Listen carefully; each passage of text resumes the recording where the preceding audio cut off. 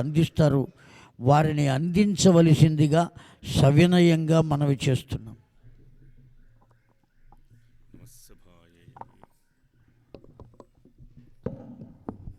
సభను అలంకరించిన మహాపండితత్రయమునకు నమస్కరి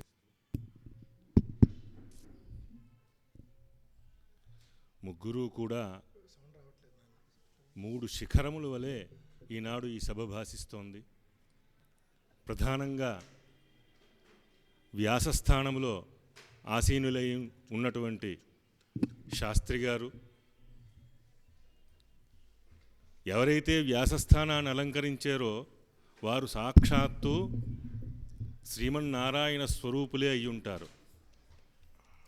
అయితే భగవంతుడికి ఉచ్ఛ్వాస నిశ్వాసలు ఏమిటి అంటే వేదములే, అదే చెప్తోంది. అదేవిధంగా వారికి ఒక పక్క ఋగ్వేద ఘనశిఖరం, మరొక పక్క యజుర్వేద ఘనశిఖరం. ఈ 2 శిఖరాల మధ్యలో శ్రీమన్నారాయణుడి వలె వారు భాసిస్తున్నారు.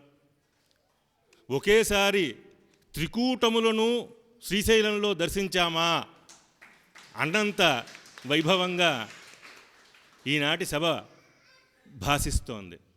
అయితే అటువంటి మహాత్ములు మాట్లాడిన తర్వాత నాబోటివాడు మాట్లాడడం అంటే ఏదో గంగానదిలో స్నానం చేసిన తర్వాత మళ్ళా బాత్రూంలోకి వచ్చి స్నానం చేసినట్లు ఆ విధంగా ఉంటుందేమో.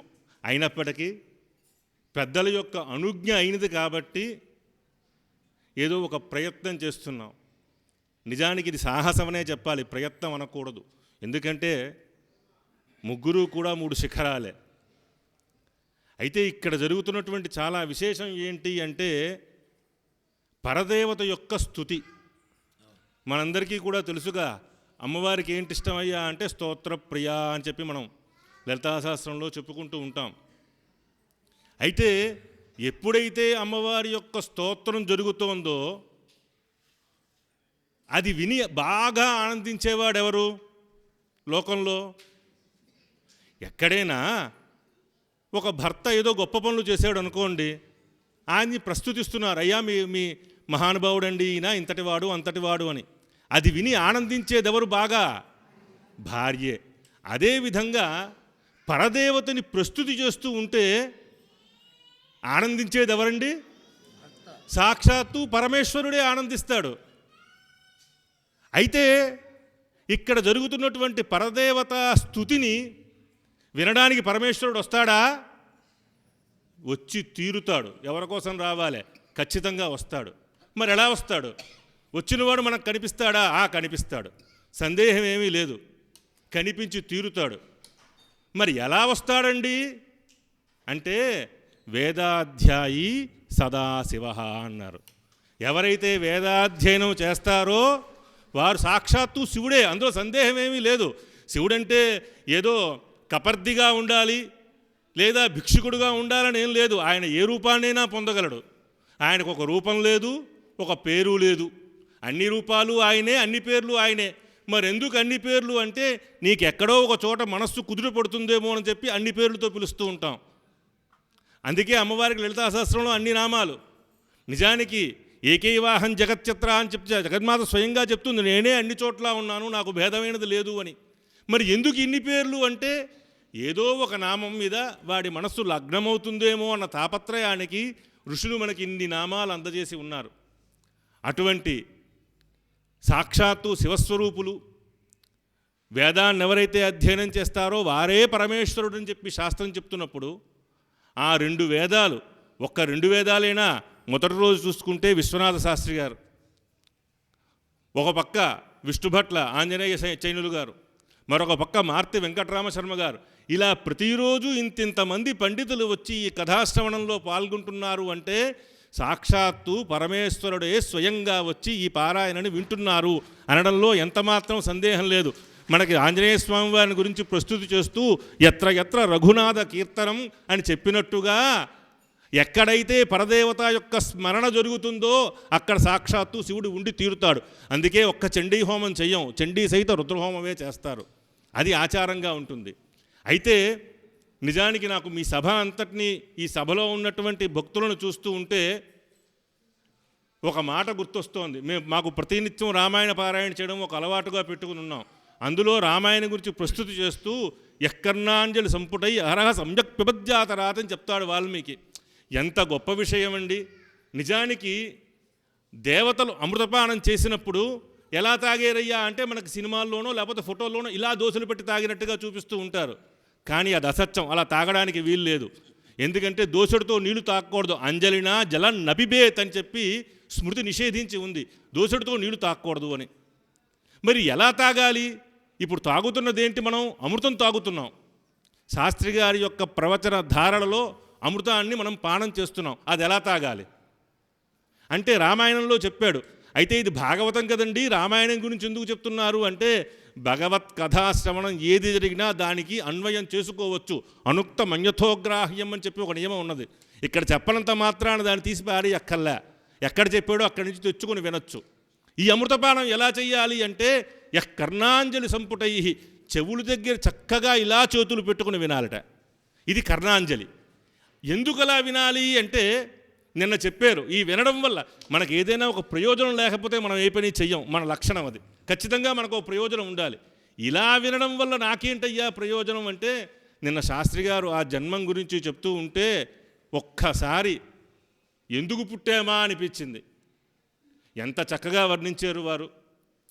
అవిద్యావాసన చేత అనేక జన్మలయందు విచిత్రాభి కర్మగతిభి విచిత్రాసు నానా యోనిషు పునఃపునః అనేకధా జనిత్వ కేనాపి పుణ్య విశేషేణ ఇదానీ మానుష్య జన్మ ప్రాప్తవత అని చెప్పినట్టుగా వారు చెప్పినటువంటి మాటలు నిన్న వింటూ ఉంటే ఒక్కసారిగా ఎందుకు పుట్టేమా అనిపించింది. అయితే వారు చెప్పినట్టుగా ఏదో ఒక కారణం లేకుండా కార్యం ఉండదు కాబట్టి ఆ విధంగా పుట్టినటువంటి మనం ఏ భయం నుంచి తొలగించుకోవాలో ఆ విషయాన్ని నిన్న శాస్త్రి గారు చాలా స్పష్టంగా చెప్పారు.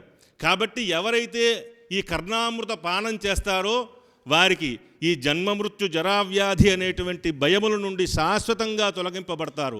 అయితే విన్నంత మాత్రాన అయిపోతుందా అంటే కుదరదు. వారు చెప్తున్నది ఏదైతే ఉందో అది చక్కగా ముందు ఇలా కర్ణాంజలి ద్వారా శ్రవణం చేయాలి.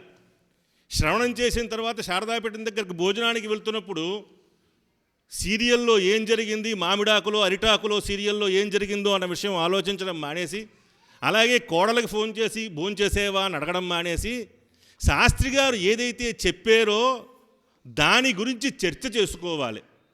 శ్రవణం చేసిన తర్వాత మననం చేయాలి. ఆ విధంగా చర్చ చేసుకున్న తర్వాత ఒక్కసారి గదిలోకి వెళ్ళి ఒంటరిగా, ఎందుకంటే 12:30 నుంచి 3:30 దాకా విరామం ఇస్తున్నారు. అది దేనికోసం అంటే మనం పడుకోవడం కోసం కాదు. ఏదైతే మననం చేసామో అది మనకి మనమే మరొకసారి నిధిధ్యాస చేసుకోవాలి.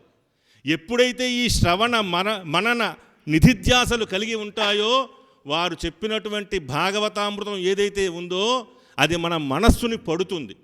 తద్వారా ఈ జన్మమృత్యు జరావ్యాధి అనేటువంటి భయముల నుండి మనం తొలగింపబడతాము అన్న విషయాన్ని తెలియజేస్తూ ఇంతటి అవకాశాన్ని ఇచ్చారు. ప్రధానంగా ఇక్కడ ఉన్నవారందరూ కూడా సార్థక నామధేయులే. ప్రధానంగా అవతల సంతోష్ కుమార్ ఘనపాటి గారు, వారు ఋగ్వేద ఘనపాటి గారు, మహాపండితులు. ఋగ్వేదంలో సూక్తములు అని ఉంటాయి. ఆ సూక్తముల ద్వారా భగవంతుడు సంతోషిస్తాడు ఆ సూక్త పఠనం ద్వారా. కాబట్టి వారు సంతోష్ కుమార్ గారు అనడంలో సార్థక నామధేయమే, సందేహమేమీ లేదు. యువతల లక్ష్మీనారాయణ ఘనపాటి గారు, ఇక వారి గురించి చెప్పేది ఏముంది? శ్రీమన్నారాయణుడి యొక్క ఉచ్ఛ్వాస నిశ్వాసలే వేదం. కాబట్టి వారు కూడా సార్థక నామధేయులే. ఈ కార్యక్రమాన్ని నిర్వహించిన కామేశ్వర శర్మ గారు, ఇక్కడ కామము అంటే మీ అందరికీ ఇంత మంచిని పంచే కామం, కాబట్టి వారు కూడా సార్థక నామధేయులే. ఇందులో సార్థక నామధేయుడు కానిది ఎవరు అంటే నేను ఒక్కనే. నా పేరు కృష్ణశర్మ, నాకు ఒక్కలే భార్య. కాబట్టి నేను మాత్రం సార్థక నామధేయుని కాను.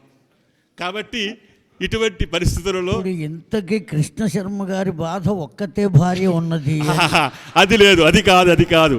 కొంతమందికి అవగుణములే గుణములుగా భాషిస్తాయి. అగ్నిహోత్రుడు సర్వభక్షకుడైనప్పటికీ కూడా ఆయనకి అది సద్గుణమే కానీ దుర్గుణం కాదు. అదేవిధంగా కృష్ణశర్మకు ఒకటే భార్య అయినప్పటికీ అది సద్గుణం కిందే వర్తిస్తుంది తప్ప అది దుర్గుణం కాదు అని సభకు తెలియజేసుకుంటూ మహాపండితుల యొక్క పాదపద్మములకు సాంజలిపూర్వక సాష్టాంగ నమస్కారములు తెలియజేస్తూ నేనేమైనా సరే అపరాధంగా మాట్లాడి ఉంటే నా వాకృత అపరాధములను క్షమించమని పునఃపునః ప్రార్థిస్తూ స్వస్తి.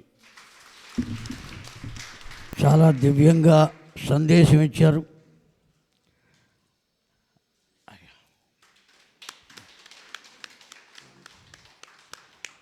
అపరాధం ఏమీ లేదు,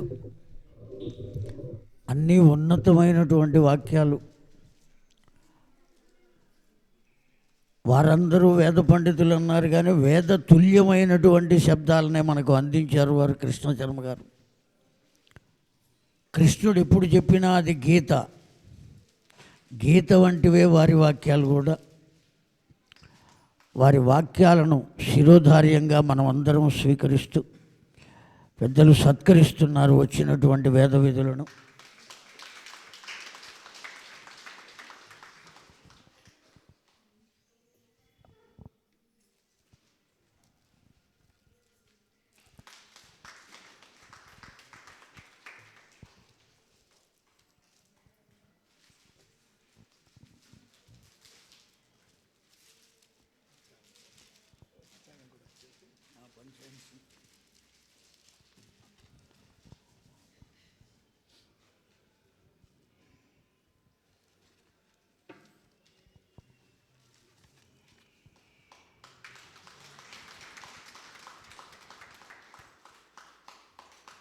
దృగ్గణితం అండి, దృగ్గణితమా